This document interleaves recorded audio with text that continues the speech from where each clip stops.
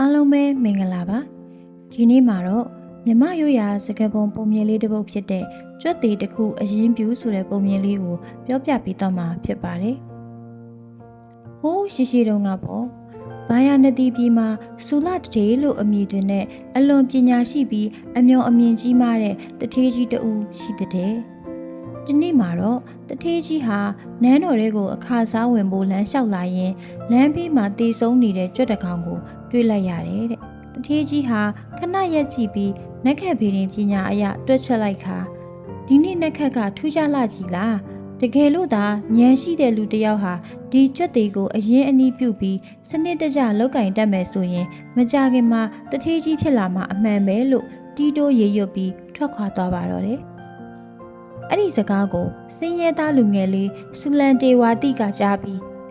သူကတထေးကြီးရဲ့ပညာကိုယုံကြည်သူဖြစ်လို့ငါကတော့အခွင့်အရေးကိုလက်လွတ်မခံတော့ဘူးလို့ဆုံးဖြတ်ပြီးကြွက်တွေကိုကောက်ယူကဈေးထဲကိုထွက်လာခဲ့တယ်။ကံကောင်းကျင်တော့ကြောင်စာရှာနေတဲ့လူတစ်ယောက်နဲ့တွေ့ပြီးအသက်ပြားတစ်ပြားနဲ့ကြွက်တွေကိုလဲလို့ရလိုက်တယ်။အဲ့ဒီအသက်ပြားနဲ့ထညက်ခဲတွေဝယ်လိုက်တယ်။ပြီးတော့ရေအိုးတစ်လုံးကိုထမ်းပြီးမြို့ပြင်ကပန်းခြံထဲမှာလာနားကြတဲ့ပန်းသည်တွေကိုသွားတွေ့ပါတယ်။နေပူပူမှာပင်ပန်းလာတဲ့ပန်းသည်တွေကိုအမောပြေထညက်ခဲလေးစားပြီးရေအေးအေးလေးတောက်ကြပါအောင်လို့ဖော်ဖော်ရွရွနဲ့ဧကန်လိုက်တယ်။ပန်းသည်တွေဟာဝမ်းသာအားရတောက်ကြပြီးကျေးဇူးတင်တဲ့အနေနဲ့ပန်းတစ်စီးစီလက်ဆောင်ပေးကြပါတယ်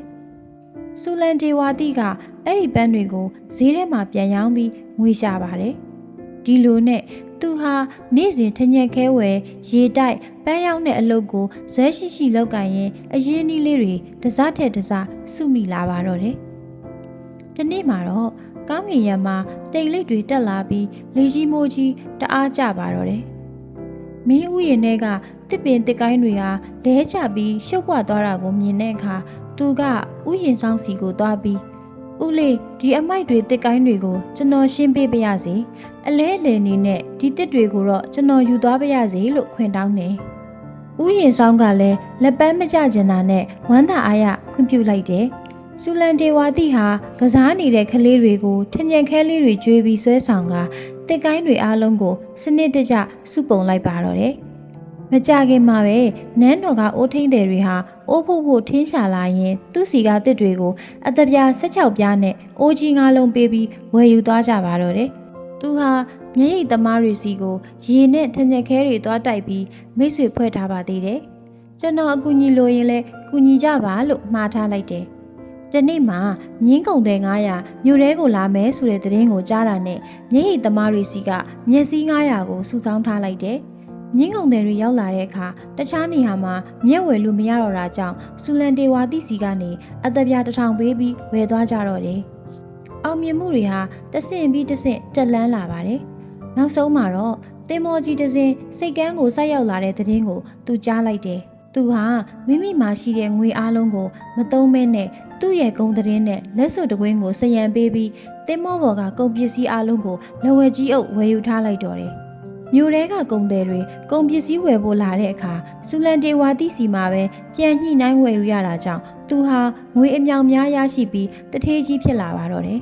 ။နောက်ဆုံးမှာတော့ဆူလန်တေဝါတိဟာသူ့ဘဝရဲ့လမ်းပြကျဲဖြစ်တဲ့ဆူလတထေးကြီးစီကိုသွားတွေ့တယ်။အသက်ပြား3သိန်းကိုကြော့ပြီးရွှတ်သေးတကောင်ကနေတထေးဖြစ်လာတဲ့အထိသူ့ရဲ့စူးစမ်းမှုတွေကိုဂါရဝပြုရင်ပြောပြလိုက်တယ်။ထေးကြီးဟာလူငယ်လေးရဲ့ဉာဏ်ပညာနဲ့ကျေးဇူးတည်တတ်မှုကိုအလွန်သဘောကျသွားပြီးသူ့ရဲ့သမီးတော်နဲ့လက်ထပ်ပေးကအမွေဆက်ခံသူအဖြစ်သတ်မှတ်လိုက်ပါတော့တယ်။ဒီပုံမြင်လေးကတော့အခွင့်အရေးဆိုတာလူတိုင်းစီကိုရောက်လာတတ်တယ်။ဒါပေမဲ့အဲ့ဒီအခွင့်အရေးကိုမြင်အောင်ကြည့်နိုင်တဲ့ပညာနဲ့လက်တွေ့ဖြစ်အောင်လုပ်နိုင်တဲ့ဝိရိယရှိသူတွေသာလျှင်အောင်မြင်မှုကိုစုပ်ကိုင်နိုင်မှာဖြစ်တဲ့အကြောင်းသင်ခန်းစာပေးထားတဲ့ပုံမြင်လေးပဲဖြစ်ပါတယ်။